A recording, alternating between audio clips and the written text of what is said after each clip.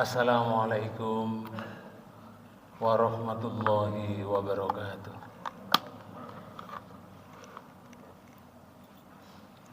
Bismillahirrahmanirrahim.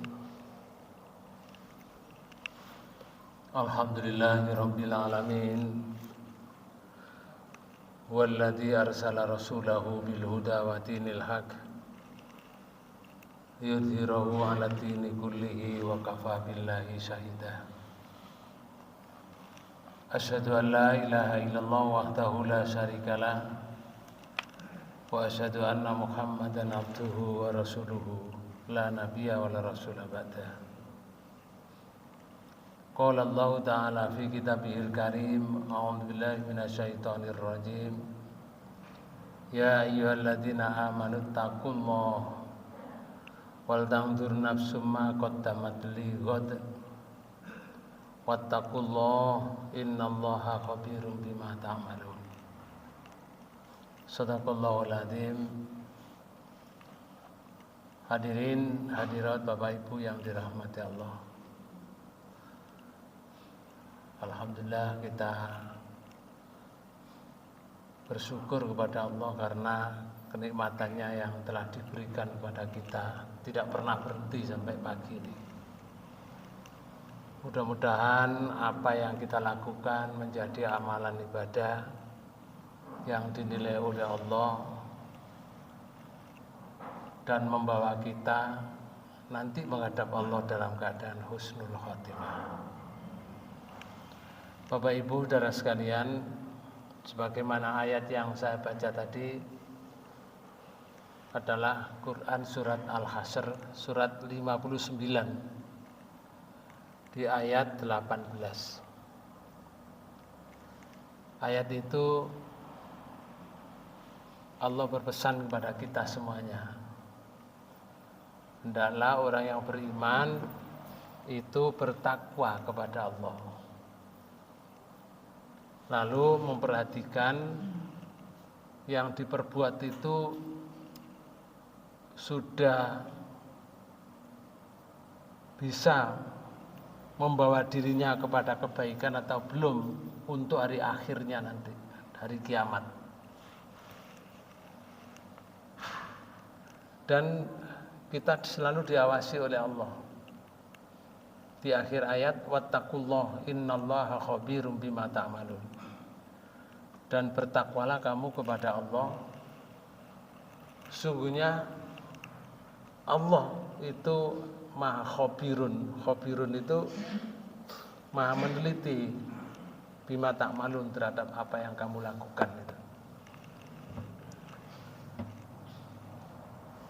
Secara umum Bapak Ibu sekalian, ayat ini kalau kita lihat bahwa di situ sebutkan wahai orang yang beriman. Masih ditegaskan lagi oleh Allah, bertakwalah kamu kepada Allah. Panggilannya sudah beriman, tapi disuruh bertakwalah kamu kepada Allah. Maka ada di antara kita itu orang yang mengaku dirinya iman, tapi nyatanya belum takwa. Di sini ditekankan oleh Allah, bertakwalah kamu. Dan masih banyak Pak Bu, dicontohkan banyak ayat ya. Misalkan di dalam Quran surat Al-Baqarah surat 2 di ayat 62 itu Allah menyatakan gini. Innalladzina amanu walladzina hadu wan nasara wassabiina man amana billahi wal yaumil akhir wa amila sholihan falahum ajruhum inda rabbihim wala khaufun alaihim walahum yahzanun. Kalau diterjemahkan gini, sesungguhnya orang-orang yang beriman satu, sesungguhnya orang-orang Yahudi dua, orang Nasrani tiga, orang Sobiin empat. Jadi ini ada 4 agama. Agama Islam, orangnya iman, agama Yahudi yang mengaku dirinya beragama Yahudi dengan berpegang kitab Taurat, agama Nasrani yang mengaku diri mereka berpegang pada kitab Injil dan Sobiin. Sobiin itu penyembah bintang. Itu semuanya Allah menyatakan, man amana billah. Siapa di antara mereka itu yang beriman pada Allah? Padahal di situ sudah sebutkan sesungguhnya orang yang beriman. Masih ditegaskan siapa saja di antara mereka 4 itu yang beriman. Berarti kalimat iman yang pertama itu adalah belum iman yang sesungguhnya. Sebutan, masih sebutan. Karena itu orang yang mengaku dirinya saya beriman itu belum dijamin. Terima kasih. Belum dijamin sebagai orang yang beriman menurut Allah. Karena Allah menyatakan siapa di antara mereka itu 4 itu yang beriman kepada Allah, kemudian beriman pada hari akhir, kemudian wa amilus sholihat, berbuat baik, maka jaminan dari Allah wala khaufun alaihim wala hum yahzanun. Mereka tidak ada rasa khawatir setelah hidupnya, dalam hidupnya ini sampai mati tidak ada rasa takut. Artinya orang yang mempunyai sifat seperti ini adalah di surga. Bukan berarti kalau begitu agama itu sama, bukan berarti begitu. Kalau mereka dari orang Yahudi, orang Nasrani, orang Sobiin dan orang beriman betul pada Allah dan hari akhir, artinya secara tidak langsung yang beragama Yahudi ya sama dengan masuk ke dalam Islam. Yang Nasrani ya sama dengan masuk dalam Islam. Karena mereka beriman pada Allah dan hari akhir dan beramal soleh. Maka sebutan iman yang pertama itu menurut ayat itu belum iman yang sesungguhnya. Masih disuruh iman oleh Allah pada hari Allah dan hari akhir. Kemudian Bapak Ibu sekalian, walaupun banyak ayat ya menyebutkan begini. Orang itu kalau sudah beriman, amilus sholihat, ya sudah masuk, artinya nanti akan diberi ganti oleh Allah di akhirat itu dengan surga. Contoh ya, di dalam Quran surat Al-Baqarah surat 2 di ayat 25. Allah menyatakan a'udzubillahi minasyaitonirrajim wa basyiril ladzina amanu wa amilus solihati anna lahum jannatin tajri min tahtihal anhar. Ya Rasul, kalau bahasa bebasnya, berilah kabar gembira alladzina amanu, yaitu orang-orang yang beriman, wa amilus solihat, dan orang-orang yang beramal soleh. Sampaikan berita gembira kepada mereka yang beriman dan beramal soleh. Di ayat itu disebutkan annalahum jannatin, baginya diberi oleh Allah nantinya surga. Tajri min tahtihal anhar, yang di dalam surga itu digambarkan mengalir air di bawah surga. Ya, ini gambaran yang sangat indah.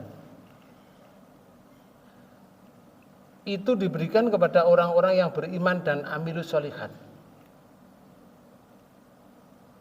Namun masih ditekankan oleh Allah, orang yang beriman itu disuruh bertakwa. Sekarang jadi orang beriman saja sudah berat, Bapak. Beratnya itu begini. Iman itu tidak bisa hanya dikatakan saya iman, lalu tidak action. Bukan. Iman itu ditunjukkan di actionnya. Dinyatakan di dalam hati, diucapkan di dalam mulut, dilaksanakan dalam perbuatan. Itu baru kelihatan iman. Orang yang beriman itu kalau dilihat di dalam ayat yang lain, tandanya, cirinya orang beriman. Di dalam Quran surat 8, surat Al-Anfal, di ayat 2 Allah menyatakan gini, innamal mu'minuna alladzina idza dzukirallahu wajilat qulubuhum wa idza tuliyat alaihim ayatuhu zadatuhum imana wa ala rabbihim yatawakkalun. Ini ciri, tanda. Orang yang beriman itu tandanya yang pertama, idza dzukirallah wajilat qulubuhum. Kalau disebut nama Allah, getar hatinya. Hatinya getar, bukan gemeter. Kalau gemeter itu orangnya sakit. Bukan gemeter terus kemudian jatuh pingsan, bukan itu kan, dibawa ke rumah sakit nanti. Orang yang beriman itu kalau terdengar suara Allah disampaikan, getar hatinya. Kalau kayak contoh, pas tepat duhur atau asar, Allahu Akbar, disebut nama Allah, getar hatinya. Setelah getar, menggerakkan badannya untuk menuju kepada tempat wudhu dan menyambut panggilan itu. Itu tandanya. Kalau kita belum ada hati seperti itu, belum masuk tanda ini. Ini yang memberikan kriteria Allah. Kalau kamu kepingin jadi orang iman, ini tandanya. Pertama, getar hatimu kalau disebut nama Allah. Akhirnya merintah untuk berbuat baik. Yang pertama. Yang kedua, wa idza tuliyat alaihim ayatu zadatuhum imana. Kalau dibacakan ayat-ayat Allah itu ada dua. Yang satu tertulis, namanya Al-Quran. Yang satu tercipta, namanya alam dan diri kita ini, Pak. Ketika dibacakan ayat Allah, dijelaskan zadat imana, bertambah imannya. Sehingga semakin beriman kepada Allah. Kalau dalam bahasa Al-Quran itu sebutkan, misalkan setelah meneliti, setelah mempelajari tentang alam, setelah mempelajari tentang tumbuhan, hewan dan seterusnya, setelah mempelajari tentang anatomi manusia, akhirnya mereka mengatakan ini endingnya, Rabbana ma khalaqta hadza batila subhanaka faqina adzabannar. Rabbana, ya Allah, ma khalaqta hadza batila, engkau yang menciptakan apa saja yang di dunia ini, semuanya tidak ada yang batil, ya Allah. Tidak ada yang sia-sia. Semuanya bermanfaat.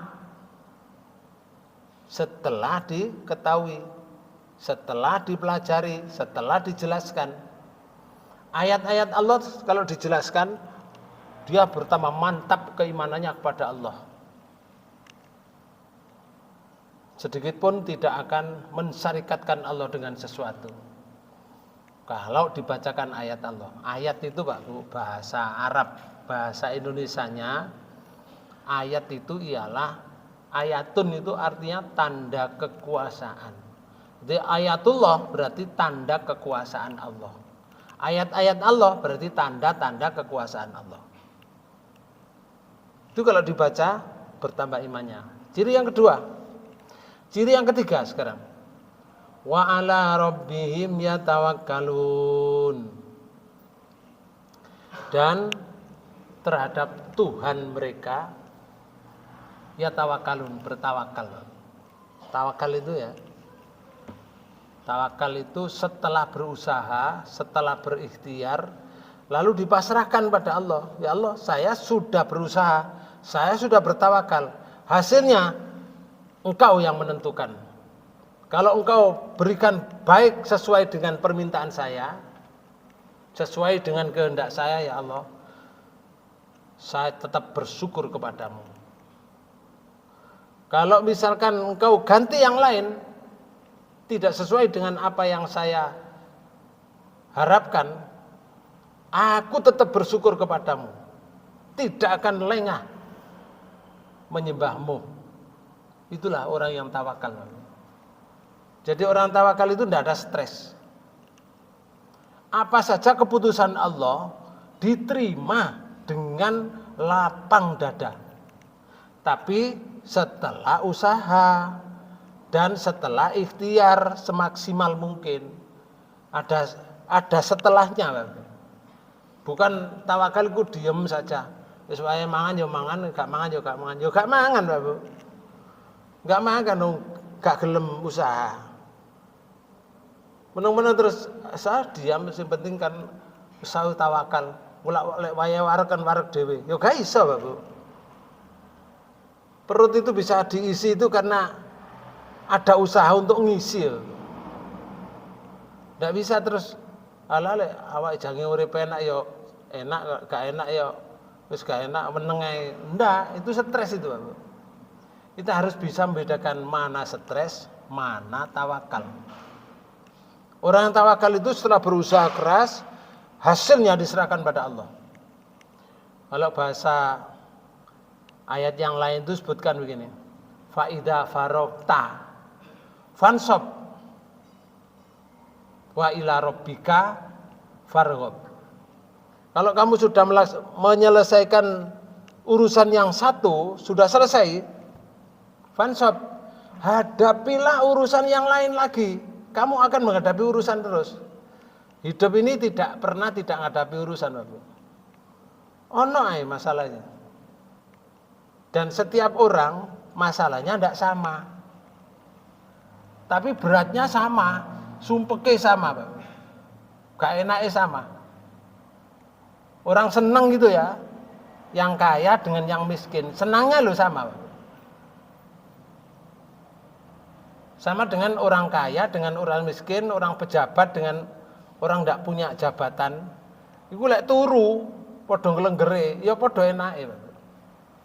Lek gak iso turu, ya podo gak enake. Itu gak peduli orangnya. Dan dalam hidup ini pasti diberi oleh Allah problem atau masalah. Dan masalah itu tidak sama di antara satu sama lain. Tergantung dari seberapa orang itu punya ilmu, seberapa orang itu dekat kepada Allah, sehingga cara penyelesaiannya tidak sama. Tapi problemnya sama-sama problem. Cuma cara penyelesaiannya yang tidak sama. Karena yang satu menyelesaikan dengan cara mendekatkan diri kepada Allah, yang satu dengan cara akalnya sendiri. Itu pasti hasilnya tidak sama. Oleh karena itu orang yang tawakal itu tanda yang ketiga.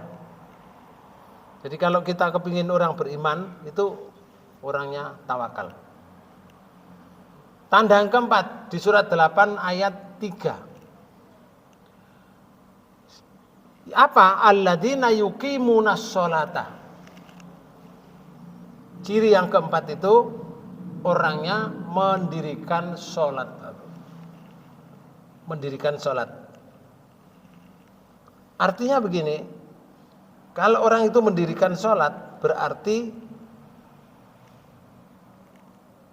sama dengan ciri yang kedua tadi. Getar hatinya kalau dipanggil nama Allah. Prakteknya di sholat, Pak. Sholat itu, Pak Bu. Makanya di sini disebut ditandaskan oleh Allah sholat. Karena sholat itu penting. Proses untuk memberikan tugas sholat saja, Pak Bu, Rasulnya dipanggil oleh Allah. Di tempat yang jauh menurut kita, menurut Allah dekat. Namanya peristiwa Isra Mi'raj. Sholat itu tidak boleh ditawar, Pak Bu. Tidak boleh. Dia sedang apa? Ada perintah sholat itu. Kalau dia sedang berdiri, ya laksanakan seperti ini. Sedang sehat. Dia sedang apa? Misalkan dia sedang di hutan. Kemudian khawatir di hutan itu dikejar oleh binatang buas, atau memang dalam peperangan. Kejar musuh misalkan. Dikejar musuh, lari dia.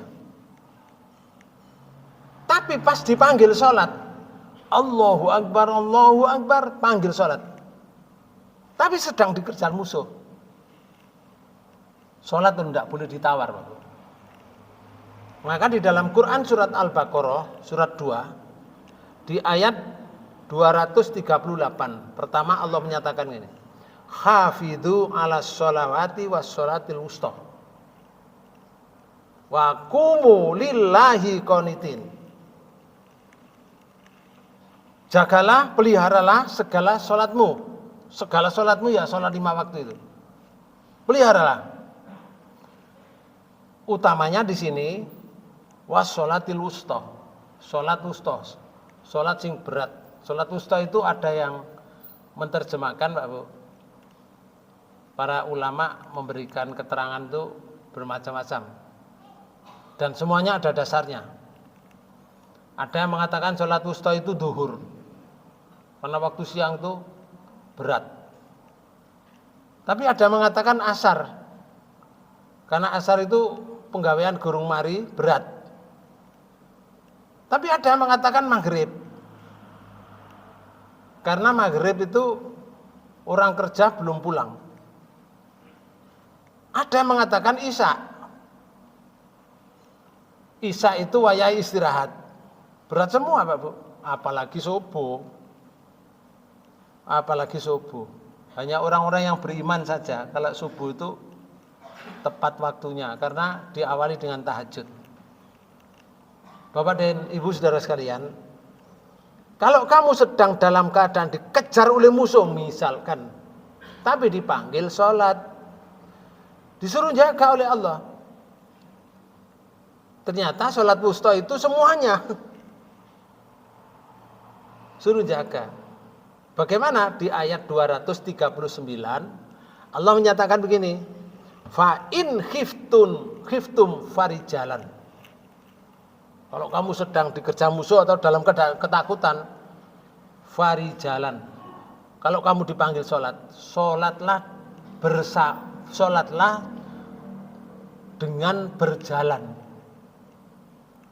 Loh, bisa sholat dengan jalan? Ya bisa.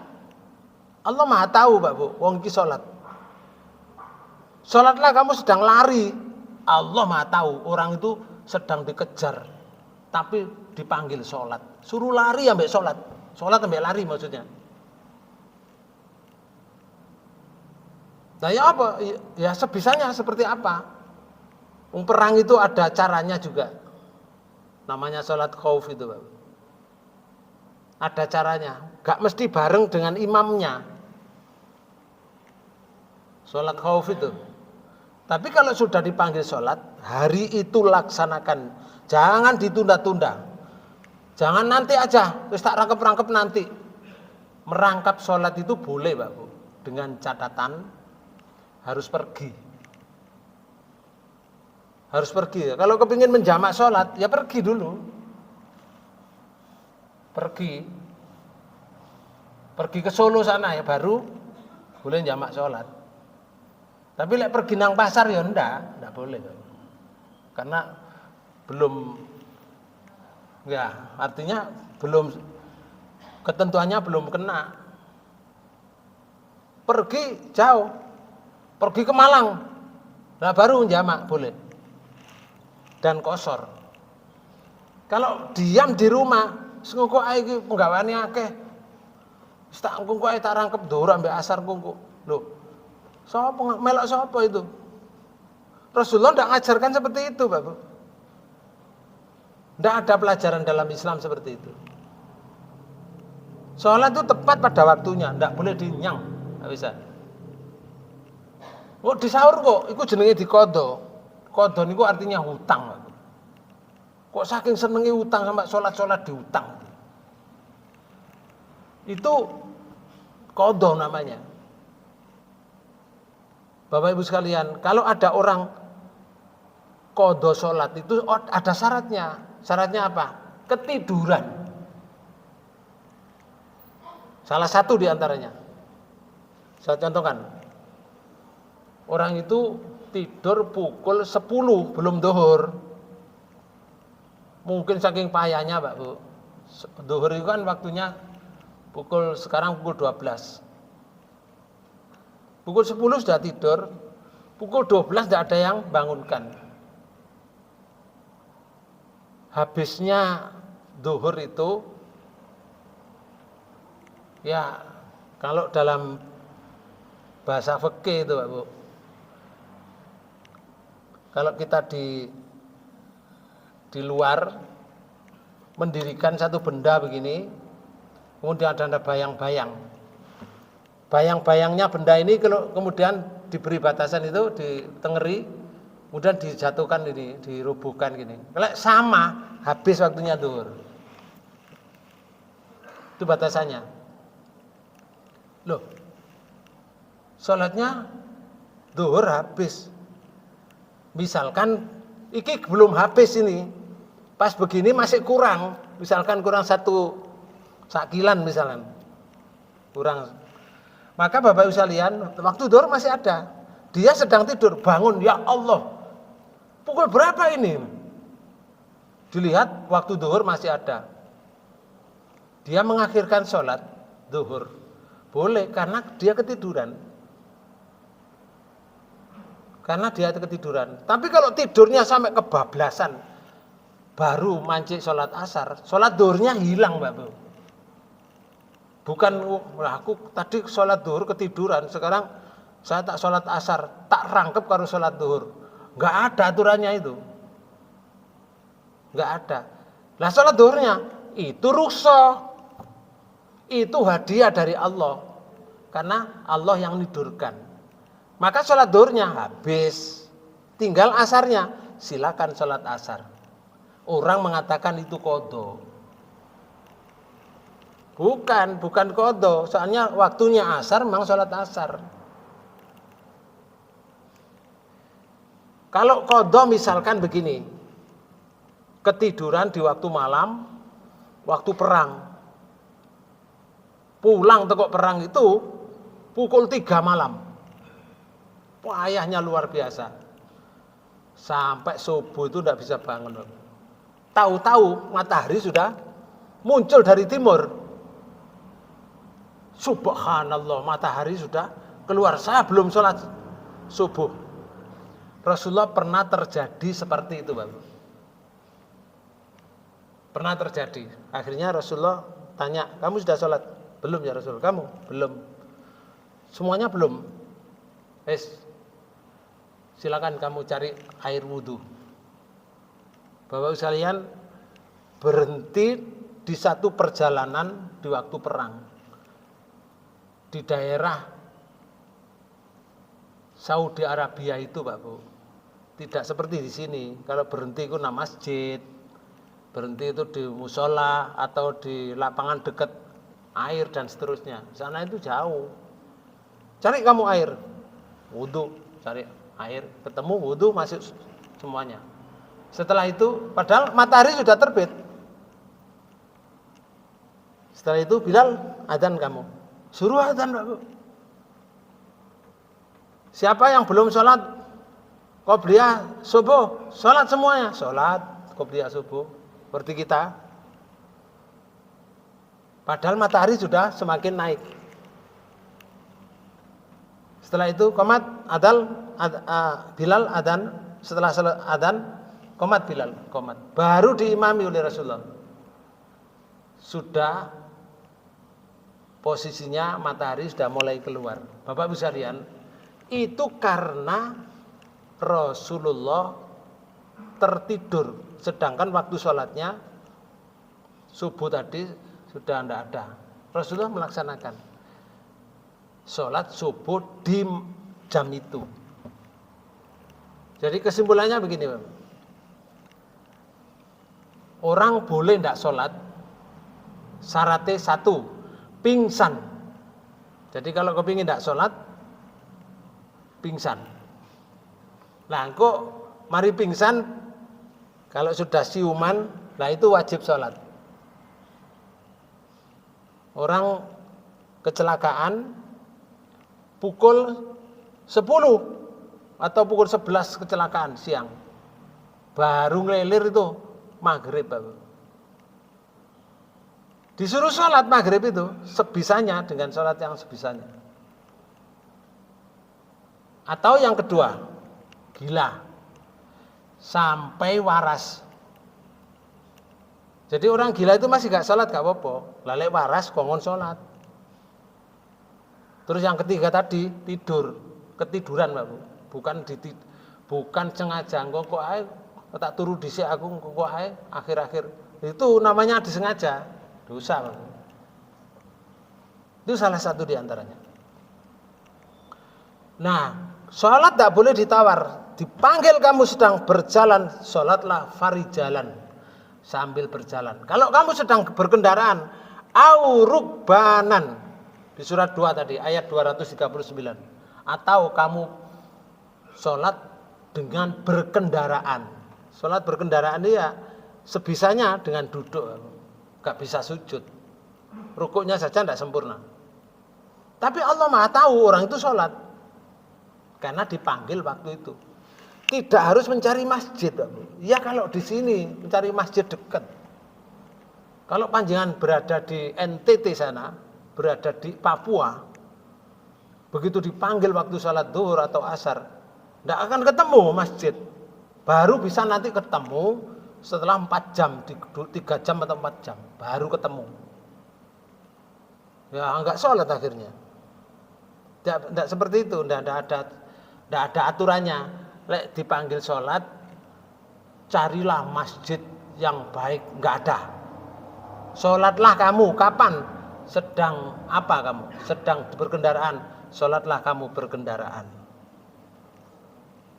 Nah, langsung undang-undang selanjutnya, fa'idha amintum fadhkurullah kama allamakum ma lam takunu ta'lamun. Kalau kamu pergi tadi sudah sampai pada tujuan, fa'idha amantum, kalau kamu sudah aman ke rumahnya yang dituju, sudah aman itu artinya tidak di kendaraan, maka sholatlah kamu sebagaimana kamu diajarkan sholat itu secara sempurna. Tidak sholat seperti di kendaraan. Lah sholat yang di tempat tujuan itu sholat apa? Sholat berikutnya. Kalau sholat zuhur dan asar sudah dilaksanakan di jalan, maka selanjutnya di sana sholat maghrib, waktu maghrib, maka dia sholat maghrib. Di mana sholat itu dilaksanakan sebagaimana kita sholat pada umumnya kita sholat ini, tidak seperti di kendaraan tadi, tidak seperti jalan. Itu kalau sudah aman. Ini aturan dari Allah. Bukan sholat zuhur lagi di sana, bukan sholat asar lagi di sana, bukan. Sholat zuhur dan asar sudah dilaksanakan di jalan. dengan berjalan tadi atau berkendaraan tadi. Nah, sholat berikutnya, sholat waktu berikutnya. Kalau datangnya, kok di sana itu datangnya subuh, ya sholatnya subuh. Berarti zuhur, asar, maghrib, isya dilaksanakan di jalan. Itu biasanya kalau naik haji, sholatnya di jalan, ketemu di sana subuh, sholat subuh berjamaah di tempat. Itu tanda yang keempat, cirinya orang yang beriman. Loh, gorong takwa loh Pak Bu ini, masih beriman saja, beratnya semacam ini. Dan ciri yang kelima, wa mimma razaqnahum yunfikun. Dan dengan harta yang telah diberikan oleh Allah, sebagian dinafkahkan.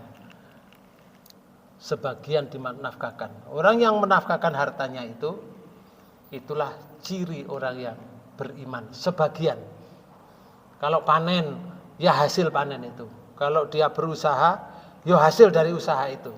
Mana dasarnya? Dasarnya di dalam Quran surat 2 ayat 267.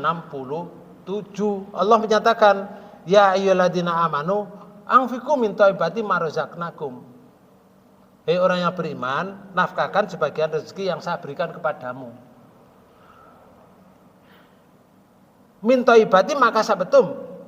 Hei orang beriman, nafkahkan sebagian rezeki yang hasil usahamu yang baik-baik. Baik yang baik-baik, hasil usaha yang baik-baik. Jadi kalau memberi orang yang baik. Atau Allah menyatakan wa mimma akhrajna lakum minal ardi. Atau yang saya keluarkan dari bumi itu untuk kamu, hasilnya nafkahkan sebagian, yang lain kamu ambil. Wala tayamamul khabisa minhu tunfikuna.